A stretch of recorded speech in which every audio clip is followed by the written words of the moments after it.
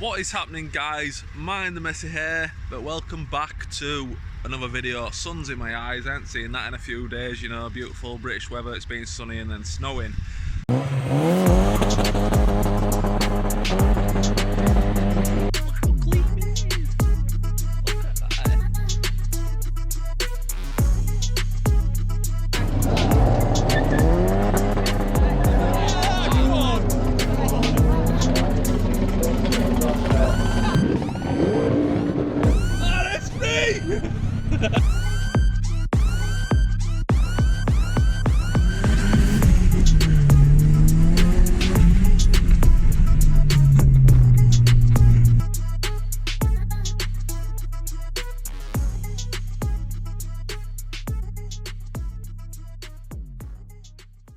But before we start this video, remember to click subscribe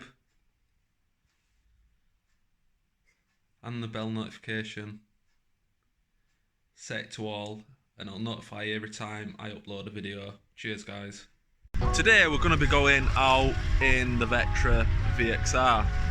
Bit of the POV drive. I'm going to kill two birds with one stone. I'm going to take this out for a drive, and we are going to be picking up an engine crane to get the engine out of the SAAB. Now, for those not familiar with the channel, this is my 56 plate early 07 Vectra VXR that I purchased around 2 years ago. She's currently on a stage 1, which is estimated to be around 315 horsepower and 400 foot-pound of torque. These wheels that are on it, I've nixed them, it ain't usually on them, but these are off my other diesel project Vectra time attack car. If you haven't seen that, go check my other videos and you'll see that. So this car purchased around 2 years ago. I haven't really done anything to it. I've done a back box delete,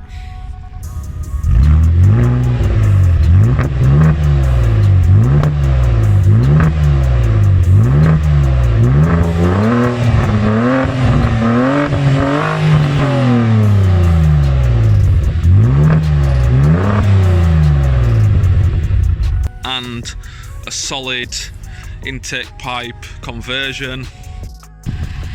Mind how mucky it is, but this is the pipe that I'm referencing to. All this piping here was on it, all the red colour piping, everything else that you see was already on it. It is a very nice car. So yeah, it's got them under bonnet bits, it's got some standard size drilled and grooved on the fronts, which are 345s. Recently had to change a caliper on the back. These are known for doing the calipers. As I say, it's got a rear back box delete, it's got a centre silencer delete, and it's got a pre-cat delete. So the only thing that's on it is a centre cat delete, and it still passes the emissions perfectly, and it sounds good.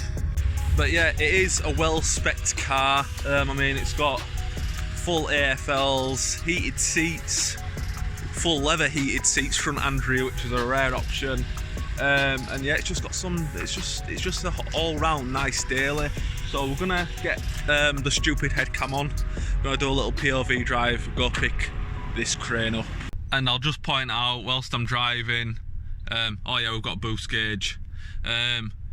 If you see an orange, a yellow light pop up in the centre for the washer bottle, it's just a sensor that's freaking out. The water isn't actually low. So we've got a 14-minute drive. I'm guessing most of it's going to be motorway. So as you can tell, you can drive this really sensibly. I've got the window down, and it's still pretty quiet. But if you want to have a bit of fun, you can just downshift.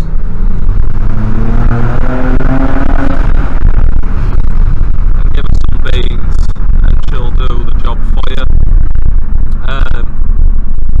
Now we're still on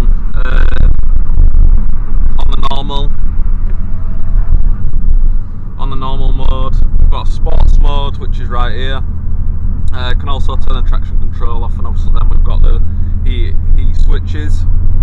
A lot of people turn around and say that these sports buttons don't really do much, you can't tell the difference. If you can't tell the difference, you just haven't got it venting and it isn't working, or there's other issues preventing it from working.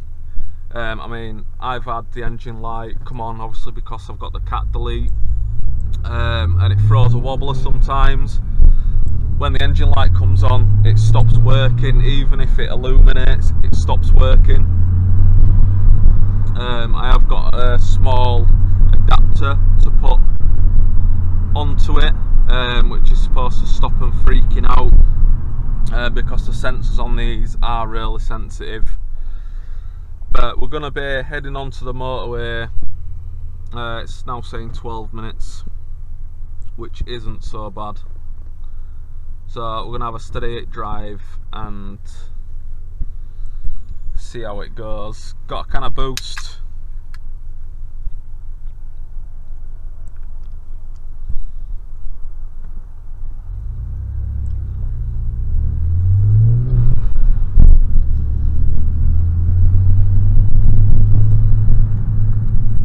And we'll take a nice and steady. Still not in sports mode, but I'll drop it into third, so we're in third now.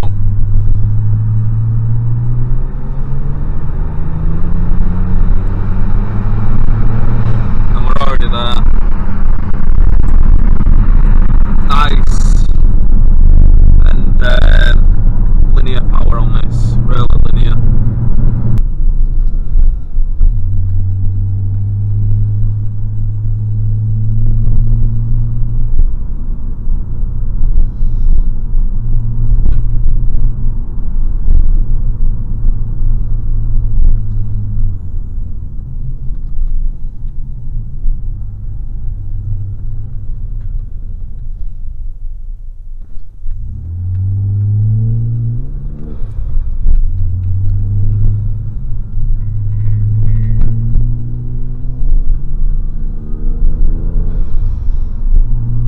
So we've got the crane in the back. As you can see, my parcel shelf is just peeking up in the centre mirror. So we're just having a steady drive back now. So if you hear any rattling in the car or any sounds, it's the crane that's rattling about. At some point we are going to have to do a more spirited drive in this car. I'm not a massive fan of driving like a dickhead around the roads, but I've not done a video on this particular car in a very long time, so I just thought I'd take you guys along for the drive and let you know that obviously the old girl is still ticking away. Bloody hell. She's still ticking away and she's still doing fine. She's still driving immensely, and touch wood, I'll knock my head, touch wood, she's been pretty good, to be fair. I mean, in the last 2 years, I mean, it's quite bumpy here, got a lot of potholes like anywhere, speed bumps,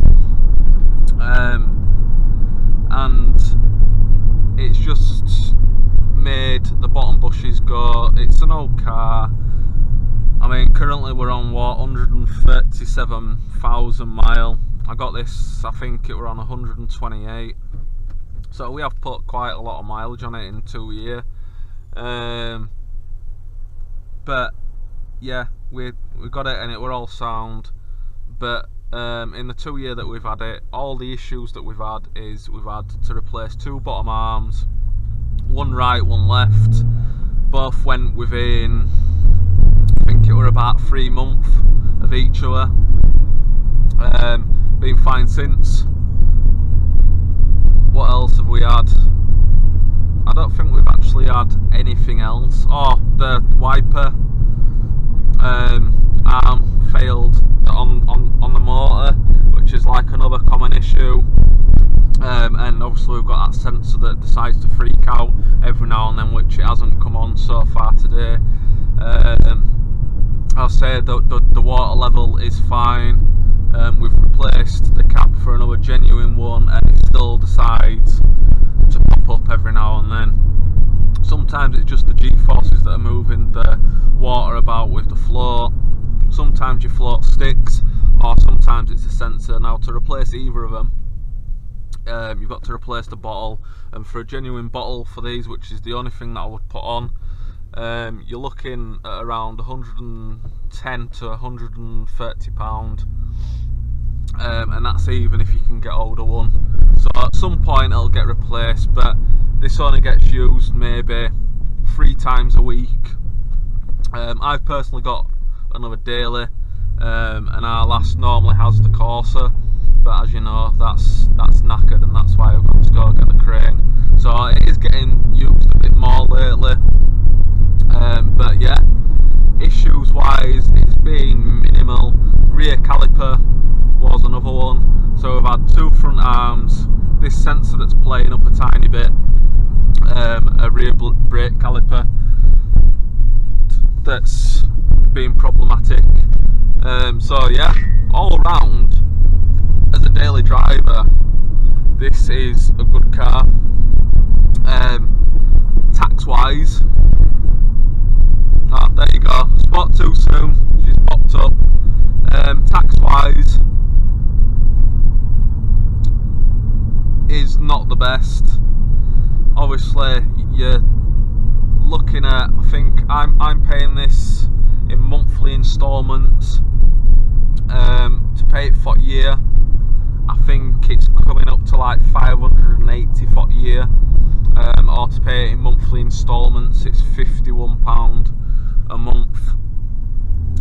So it's not the cheapest on tax, but it is what it is. If you want a certain car, you're going to pay the price. You don't moan about it, so that is what it is. But yeah, brilliant car. In the insurance for this, because I switched my insurance over from the 19 CDTI 150 SRI diesel that I've got. I switched the insurance from that onto this, and it was actually cheaper to insure this than it is my diesel. And I think insurance price wise, I'm not going to tell you the exact amount, but I think it was actually about £25 cheaper a month to insure this than it was my diesel. So if you are looking at obviously getting one of these vehicles, one of these Vectra VXRs, you're probably better off having a look at your insurance prices, because the price difference that you'll spend on your tax, you might recoup on your insurance.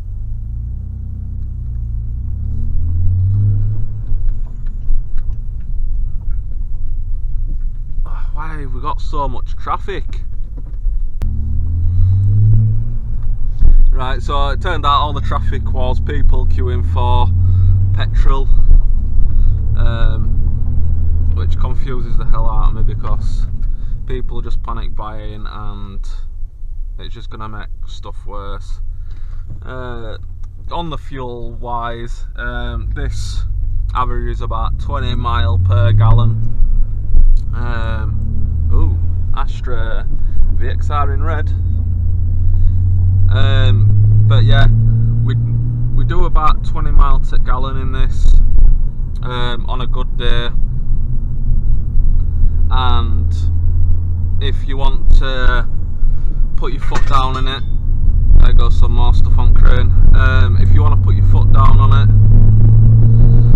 it, she will probably do about 9 to a gallon, which I've proved in past when I've been out. Like around when I first got it, I took it out for a really good drive, and I did a full tank in about 80-90 mile. So yeah, she can be a bit thirsty, but as I say, you don't buy a car like this to whinge about fuel prices. Rough with smooth in it, you get a nice car to drive. I mean, it's really smooth as this car. It's just such a lazy daily driver. The gears are really long.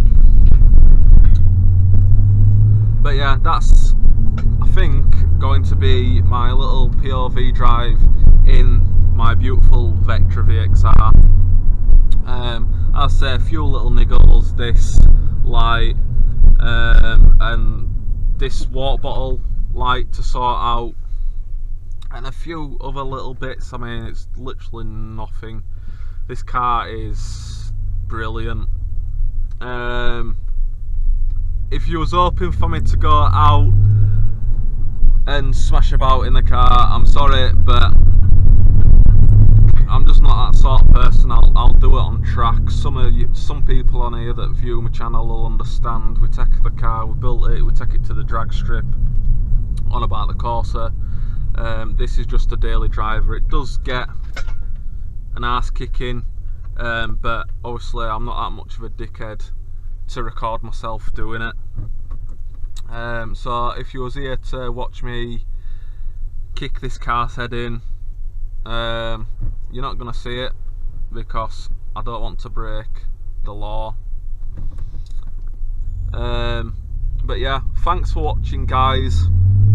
Remember to like, write a comment, and press that subscribe button. Press the bell icon that's next to it, it'll swipe down, click everything, and it'll notify you every single time I upload a video. I'm gonna nurse the car home and hope that this crane doesn't go through any of the windows or damage my leather door cards. But this was just an excuse to bring the old girl out and get a video at the same time, as soon as I'm at a stage with the Corsa that can't really do all. So yeah, remember, whatever you're doing today, guys, make it different. See you later.